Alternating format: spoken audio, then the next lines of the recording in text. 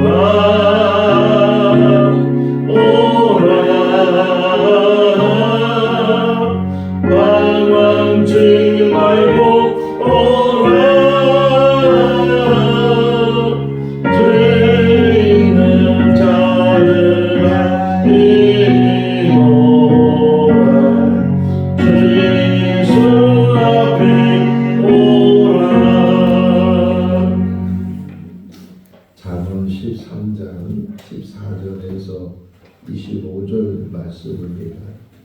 잠언 13장 14절에서 25절 말씀. 지혜 있는 자의 교훈은 생명의 샘이니 사망의 교물에서 벗어나게 하느니라. 선한 지혜는 은혜를 베푸나 사악한 자의 길은 험하니라. 무릇 슬기로운 자는 지식으로 행하거니와 미련한 자는 자기의 미련한 것을 나타내느니라. 악한 사람은 재앙에 빠져도 충성된 사실은 양약이 되느니라. 훈계를 저버리는 자에게는 궁핍과 수욕이 이르거니와 경계를 받는 자는 존경을 받느니라. 소원을 성취하며 마음에 떠나기를 싫어하느니라. 지혜로운 자와 동행하면 지혜를 얻고 미련한 자와 사귀면 해를 받느니라. 재앙은 죄인을 따르고 선한 보응은 의인에게 이르느니라. 선인은 그 산업을 자자손손에게 끼쳐도 죄인의 재물은 의인을 위하여 쌓였느니라. 가난한 자는 밭을 경작함으로 양식이 많아지거니와 불의로 말미암아 가산을 탕진하는 자가 있느니라. 매를 아끼는 자는 그의 자식을 미워함이라. 자식을 사랑하는 자는 근실이 징계하느니라. 의인은 포식하여도 악인의 배는 줄이느니라. 아멘. 할렐루야. 아멘. 옛날에 했던 그 허참 씨가 진행했던 가족으로 아까 기억이 나는데 뭐 연예인들이 나와서 여러 가지 퀴즈도 풀고 또 게임도 하고 그러는 가운데 폭탄 돌리기라는 그런 게임이 있어요. 시간을 정해놓고 그 단어를 이렇게 맞히든지 그래서 얼른 옆 사람에게 그거를 전달하는 꼭 가족으로 뿐만 아니라 연예인들 어떤 게임 속에서 풍선에다가 밀가루를 집어넣고 시간을 정해놓고 폭탄 터지기 뭐 그런 게임들이 생각이 나는데 시간이 가면 갈수록 이제 터질 시간이 가까우면 가까워서 사람들이 막 다급해지고 빨리 그거를 옆 사람에게 옮기려고 그렇게 애를 쓰는 그런 모습들을 생각해 보면서 우리 인생 삶이 그런 삶이 아닌가. 지금은 느긋하게 사는 것 같아도 이제 좀 더 우리가 세상을 살면 촉박해지는 시간, 그러니까 삶과 죽음이 경계가 있는데 지금 우리가 삶 속에 존재하고 있지만 곧 어느 때가 되면 죽음이라는 것을 이제 맞이하게 될 때, 그리고 죽음이 가까웠다고 느껴지게 되고 깨닫게 됐을 때 어떻게 우리가 그것을 잘 대처를 해야 되는가 하는 것을 성경은 우리에게 가르쳐 주고 있어요. 제가 오늘 새벽에 일어나서 이 말씀을 묵상하면서 떠올랐던 생각 중에 하나가 노아의 방주예요.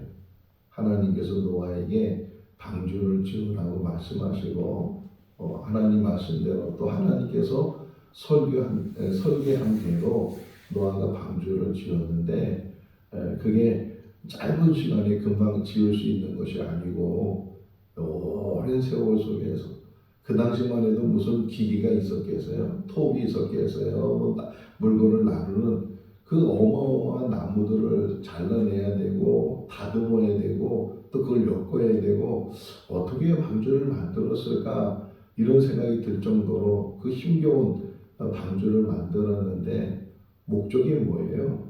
방주를 만든 목적이 삶과 죽음이거든요. 방주를 만들어서 사느냐 아니면 방주 없이 죽느냐 이런 삶과 죽음 속에서 노아는 애를 쓰고 삶을 택하고 그래서 심판이 왔을 때 노아의 8가족이 그 안에 들어가서 살게 되는 그런 모습을 보면서 우리 이제는 항상 삶과 죽음 속에서 우리가 늘 하루하루를 살아가고 있는데 우리도 방주를 만들고 있는지. 기독교 하면 기독교의 상징이 뭐예요? 십자가. 늘 십자가를 잘 하잖아요. 오늘 우리 교회도 제 뒤에 십자가가 있는데 교회 건물을 표시할 때도 높이 십자가 탑을 세워서 십자가를 달기도 하고 그래요. 근데 그 십자가 그 자체가 우리를 구원한 건 아니잖아요. 십자가를 보면서 2000년 전에 예수 그리스도께서 갈보리 언덕에서 십자가에서 죽으신 그 사건, 왜 죽으셨는지, 그 죽음으로 인해서 우리가 받는 그런 은혜가 무엇인지 하는 것들. 만약 이 십자가 자체가 우리를 구원한다면 한 개만 다뤄놓지 말고 뭐 수십 개, 수백 개라도 뭐 십자가를 많이 다루면 될 텐데 이 십자가 자체가 우리를 구원시키는 것이 아니고 예수 그리스도가 십자가에서 죽으신 이유와 그 죽음으로 인해서 얻어지는 결과가 무엇인가 방주를 만드는 것과 똑같아요. 예수 그리스도께서 방주를 만드시는 것처럼 정말 고난을 자기가 다 짊어지시고 오늘 찬송가 가사가 다 그런 거잖아요. 이 가사 속에서 우리의 영원한 집을 이제 준비하시고 그것으로 인도하기 위해서 예수 그리스도께서 십자가를 지시고 죽으시고 또 죽은 자가 3일 만에 부활하신 것처럼 우리가 믿음 생활하는 이유 중에 하나가 하나님께서 예비하신 영원한 그 하나님 나라를 바라면서 또 그곳을 향해서 나가는 믿음의 삶이 우리 삶이 되는 줄로 믿습니다. 오늘 14절 말씀에 보면 지혜가 왜 필요하냐? 이 지혜를 통해서 생명의 샘, 이 샘이란 말이 은혜가 되더라고요. 샘은 계속 물이 나오는 거예요. 계속. 요한복음 4장에서도 예수님께서 사마리아 수가라는 곳에서 우물가에 한 여인을 만났을 때 예수님이 먼저 물을 좀 달라고 하니까 유대인이 여자하고 사마리아 여자하고 상종하냐고 그랬을 때 내가 누군지 알았으면 너 나한테 생수를 달라고 했을 것이다. 그런 물이 어딨냐고 그런 물이 있으면 나한테 달라고 그런 물에 대해서 이렇게 이야기를 나눴을 때 예수님이 하시는 말씀이 이 세상에 있는 물은 먹어도 목마르지만 내가 주는 물은 그 배에서 샘이 솟는다는 게 계속 끊이지 없는 끊임없이 나오는 그런 샘이 흐르게 된다. 저희 이제 작은 외갓집이 경기도 평내에 있었어요. 남양주 평내에 있었는데 방학이 되면은 거기를 자주 갔어요. 갔는데 가보면 앞마당에 마당이 있고 바로 옆에 이렇게 조그만 물웅덩이가 있어요. 물웅덩이. 근데 그게 겨울에도 얼지도 않고 보니까 그 안에 샘이 있고 좀 따뜻한 물이 계속 나오는 게 겨울에 그 추운 겨울에도 얼지 않고 계속 물이 깨끗한 물이 계속 나오는 걸 보면서 샘이라는 게 얼마나 중요한가 지혜가 그렇다는 게 하나님이 주시는 이 지혜 또 밑에 성경을 보면 그 지혜가 어떤 지혜냐 선한 지혜다 선한 지혜를 주셨을 때 또 야고보서에 보게 되면 땅의 지혜가 있는가 하면 하늘의 지혜가 있고 하나님이 주시는 지혜가 있다.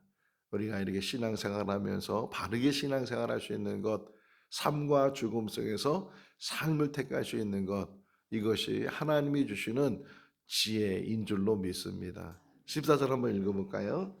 지혜 있는 자의 교훈은 생명의 샘이니 사망의 그물에서 벗어나게 하느니라. 할렐루야. 지금 우리는 어느 길을 가고 있어요? 생명길로 가고 있는 거예요. 생명길로 가고 있고 생명길은 때로는 좁은 길이고 험한 길이고 평탄하지 않는 길이고 내 세상산 예수님 말씀하신 사람들은 큰 길을 좋아하고 편한 길을 좋아하고 평탄한 길을 좋아하지만 결국 거기서 뭐라고요? 사망의 길이고 결국 그 끝을 가보면은 길이 달라진다는 거예요. 지금 우리의 삶이 힘들고 힘겹고 어려운 삶을 우리가 살아간다 할지라도 그것이 생명길이라면 뒤돌아서지 말아야 되고 또 옆길로 빠지지 말아야 여호수아서 9장에 보니까 좌로나 우로나 치우치지 말라고 말씀하고 있는 것처럼 우리 인생 속에서 정말 치우침이 없이 오직 주님을 바라보고 십자가 바라보고 천국 바라보고 믿음으로 우리가 이 교회에서 생거 진중에서 신앙생활하면서 천국이 보여줄 수 있기를 바랍니다. 천국의 확신을 가지고 한 걸음 한 걸음 나아가게 될 때 살고 죽는 것을 이겨나가는 게 이제 우리는 예수 안에서 영생이 얻어지게 됐고 영원한 삶이 우리에게는 보장되어 있으니까 이 땅에 사는 날 동안 어떻게 살아야 되는지 어제 중부 명성교회 가서 피택자 교육을 했는데 좀 일찍 갔어요. 일찍 갔는데 그 앞에 순서가 너무 늦게 끝나서 좀 시간이 있었는데 부목사님이 저를 영접해주고 또 차도 대접해주고 같이 시간을 보내면서 젊은 분이잖아요. 저는 이제 60이 넘은 사람이고 그분은 30대 이제 정말 목회를 앞으로 수십 년 해야 될 사람이고 그래서 대화를 나누면서 그런 얘기를 했어요. 제가 목사님 혹시 목사님 삶을 이렇게 생각해 보면서 뭐에 바쁘게 살고 있는지 일주일의 삶을 정한다면 일주일 동안 뭐에 바쁘게 살고 있는지 물론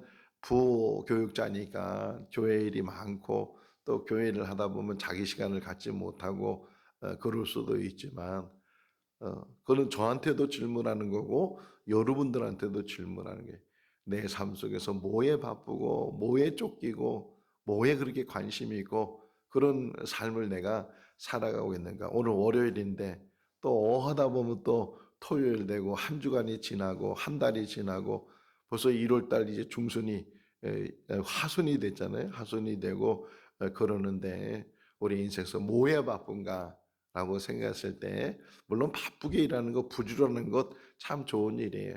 근데 한편 또 한번 생각해 보면 내 관심이 어디 있는지 항상 그것을 점검하면서 늘 깨달으면서 그 관심 속에서 어제도 좀 시간이 나서 잠깐 서점에 들렸대요. 저는 거기 가는 게 너무 행복해. 책 보는 게 행복하고 그러는데 성경에 가는 말씀이 또 이렇게 책이 하나 있어서 너무 좋다, 너무 행복하다. 이거 한번 읽어봐야지. 막 그래가지고서 또 책을 한 권 사기도 했는데 정말 하나님의 말씀을 이렇게 본다는 것, 하나님 말씀을 묵상한다는 것, 하나님 말씀 안에 내가 들어갈 수 있다는 것, 이것만큼 저를 행복하게 하는 것도 없을 것 같아요. 늘 말씀 안에 거하는 것이 우리에게 행복이 될 수 있기를 바랍니다. 교회에 있을 때가 행복하고 설교 들을 때가 행복하고 말씀 묵상할 때가 행복하고 잠이 안 올 때 우리 전사님이 말씀 암송했다고 하잖아요. 그것이 우리의 행복이고 이게 삶이에요. 삶. 이 땅에 사는 삶 속에서 생명샘이 흘러넘치는 그런 삶. 선한 지혜라는 말이 나오죠. 15절 말씀 보면 선한 지혜는 은혜를 베푼다. 선한 지혜는 사랑을 나눈다. 이따가 여기 뒷부분에 먼저 보시면 22절에 보면 선의는 그런 말이 나오죠. 선의는 원어적으로 토부 이렇게 설명하고 있는데 이게 신학에서 설명하는 토부는 뭐냐? 사랑이에요. 사랑. 사랑하는 사람은 사랑을 나누는 사람은 사랑을 실천하는 사람은 22절 그 산업이 자자손손 요 말이 참 은혜가 되더라고요. 자자손손이 여기 자기에게만 주어지는 복이 아니고 나에게 주신 그 복이 우리 자녀들에게 자손들에게 흐른다는 거예요. 계속 선의는 그 산업이 자자손손이 흐르게 된다. 선한 지혜는 우리를 세워줄 뿐만 아니라 우리의 삶 속에 우리 가정을 세우고 내일 새벽에 이제 주시는 말씀 1절이 뭐예요? 지혜로운 자는 집을 세우고 미련한 자는 그 집을 헐어버린다. 이렇게 말씀하고 있는 것처럼 정말 내가 지혜를 가지고 하나님이 기도 가운데 얻을 수 있어요. 성령이 어떻게 우리에게 임하셔요? 기도 가운데 또는 말씀 듣는 가운데 더 나아가서는 찬송하는 가운데 성령이 임하시고 또 지혜가 임하는 것처럼 하나님 앞에 경배하고 예배하는 자에게 하나님께서 솔로몬에게 줬던 그 지혜를 우리에게 주시는데 그 선한 지혜를 가지고 지혜를 가지면 말도 달라져요. 행동도 달라져요. 삶이 달라져요. 우리의 모습이 달라져요. 하나님이 그 주시는 그 지혜를 가지고 우리의 삶이 달라질 수 있기를 바랍니다.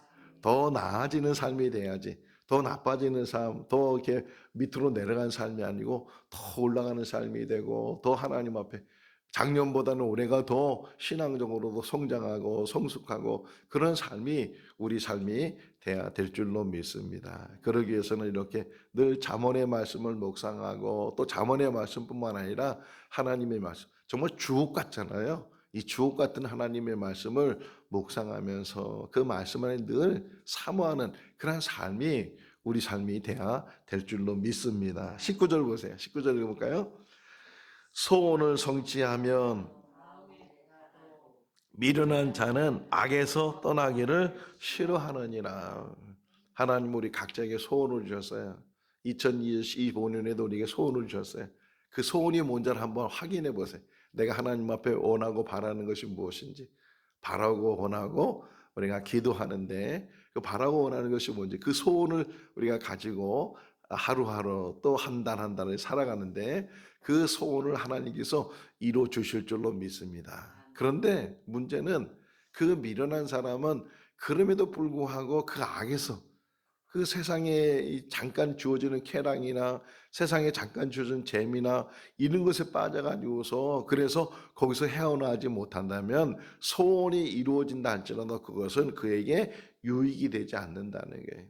소원이 성취되는 거 참 좋은 일인데 그 소원이 어떤 소원인가도 중요하고 그 소원을 가지고 어떻게 어떤 열매를 맺는가 제일 중요한 게 뭐냐면 악에서 떠나는 거예요. 악에서 떠나.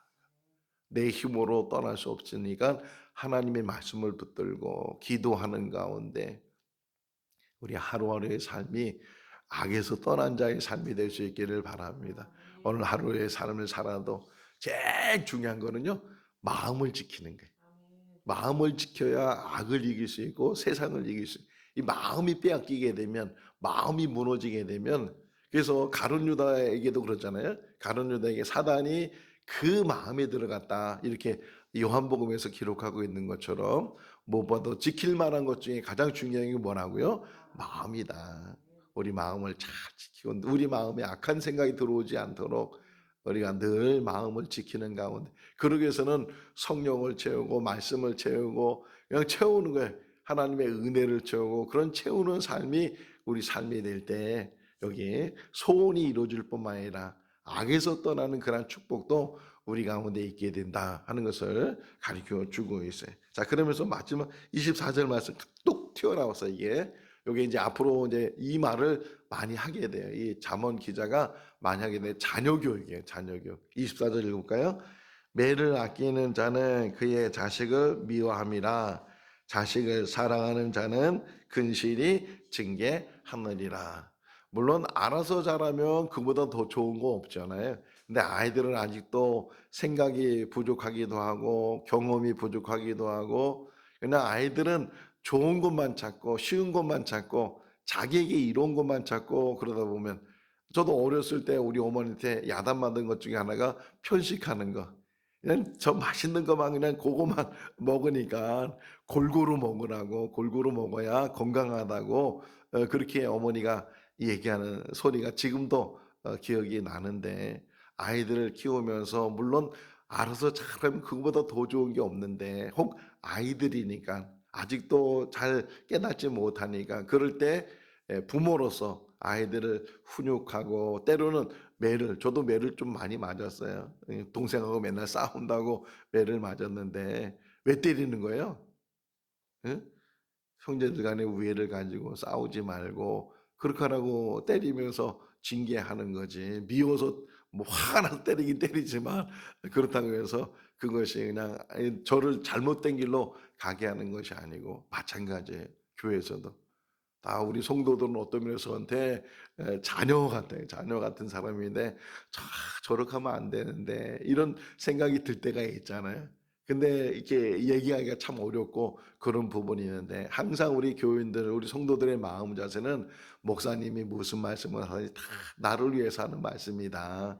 예. 그런 은혜가 있어야 기분 나쁜 것도 없어지게 되고, 내가 이런 것이 아직도 부족하구나. 내가 이런 것을 아직도 잘 하지 못하는구나 하는 것을 깨닫게 되면 그것이 유익. 여기 보시면 양약이란 말이라 17절 읽어볼까요? 악한 사자는 재앙에 빠져도 충성된 사신은 양약이 되느니라. 악한 사자라는 것은 자기 이익만 챙기는 사람, 이런 사람들은 뭐라는 거예요? 자기도 재앙에 빠질 뿐만 아니라 다른 사람도 재앙에 빠지게 되고, 충신, 여기서 말하는 충신은 의를 행하는 사람, 지혜로운 사람, 정말 남을 도와주려고 하는 사람, 이런 사람들 양약, 약을 먹으면 낫게 되는 거예요. 여기 안에는 무슨 의미가 있냐면 치료되다, 그런 의미가 있어요. 치료되다. 충신의 말이나 충신의 권고나 충신의 섬김이나 이런 모든 것들이 나를 치료해 준다. 하나님 말씀은 나를 치료해 준 줄로 믿습니다. 출애굽기 15장에 보게 되면 홍해를 건넌 다음에 모세가 쭉 노래한 다음에 제일 마지막에 노래하는 게 뭐냐면 여호와는 치료하시는 분이시다. 우리를 어루만져 주시고 치료해 주실 줄로 믿습니다. 육신의 질병도 치료해 줄 뿐만 아니라 이 마음도 치료해 주시고 내 영혼도 치료해 주시고 나를 회복시켜 주신 분이 하나님이신 줄로 믿습니다. 황수관 박사라는 분이 계셨잖아요. 그분이 늘 약을 팔고 다닌다잖아요. 나는 약을 팔고 있다고, 구약과 신약을 팔고 있다고. 그분은 의학적인 전문가였거든요. 그런 분이 나는 제일 좋은 약이 구약과 신약이라고. 어, 그 음성이 지금도 우리 귀전에 들리는데 하나님 말씀이 우리를 치료할 줄로 믿습니다. 그 말씀을 먹고 건강해. 이 하나님의 말씀이 뭐보다 달라 그래요? 꿀보다 달, 송이 꿀보다 달고 꿀보다 달다고 말씀하고 있는데 그 말씀이 우리를 오늘도 그 말씀에 힘을 얻고 그 말씀을 통해서 지혜를 얻고 그 말씀을 통해서 생명을 얻고 생명샘이 넘치는 그러한 삶이 우리 삶이 될 수 있기를. 그리고 자녀들도 정말 말씀 안에서 양육해야 돼. 말씀 안에서 양육하고 또 우리 성도들도 말씀 안에서 양육받고 무슨 말을 듣든지 그 말씀이 은혜가 될 수 있기를 바랍니다. 나를 경책한 말을 한다 할지라도 그것이 나에게 필요한 말씀이고 깨달아야 될 말씀이고 그 말씀을 붙들고 내가 혹이나 잘못된 부분이 있다면 그 잘못된 부분을 지금이라도 나하고는 상관이 없어요. 지금이라도 내가 고칠 수 있다면 고치고 그래서 좀 더 아름다운 삶으로 좀 더 하나님의 사람의 삶으로 만들어가는 우리 모두가 다 될 수 있기를 주님의 이름으로 축원합니다. 기도하겠습니다. 사랑이 많으신 하나님 아버지, 새날을 주시고 호흡하게 하시고 주님의 전에서 또 이 영상을 통해서 하루를 시작하게 해주신 것 감사합니다. 지혜의 훈계를 듣는 사람은 생명삼을 갖는 것처럼 그 마음 안에서 늘 샘솟는 은혜가 있는 줄로 믿습니다. 하나님 우리에게 지혜를 주시옵소서. 세상이 주지 못하는 학식으로 지식으로 얻어지는 지혜가 아니고 하나님의 선물로 주시는 그 지혜가 우리 가운데 거하게 하여 주시옵소서. 하나님 말과 행함에 있어도 바른 삶이 되게 하시고 사랑의 삶이 되게 하시고 선인의 산업은 자자손손이 그것이 흐른다고 했는데 우리의 삶을 통해서 우리 자녀들이 자손들이 축복된 삶을 살게 하시고 영생의 삶이 되게 하여 주시옵소서. 십자가 바라보게 하시며 십자가 붙들게 하시며 십자가를 품게 하시며 십자가의 은혜를 깨닫게 하셔서 거듭나게 하시고 천국 백성이 되게 하여 주시옵소서. 오늘도 주 안에서 복된 하루의 삶이 되게 하여 주시기를 간절히 바라오고 예수 그리스도 이름으로 기도하옵나이다. 아멘. 마쳤습니다. 자유롭게 기도하시기 바랍니다.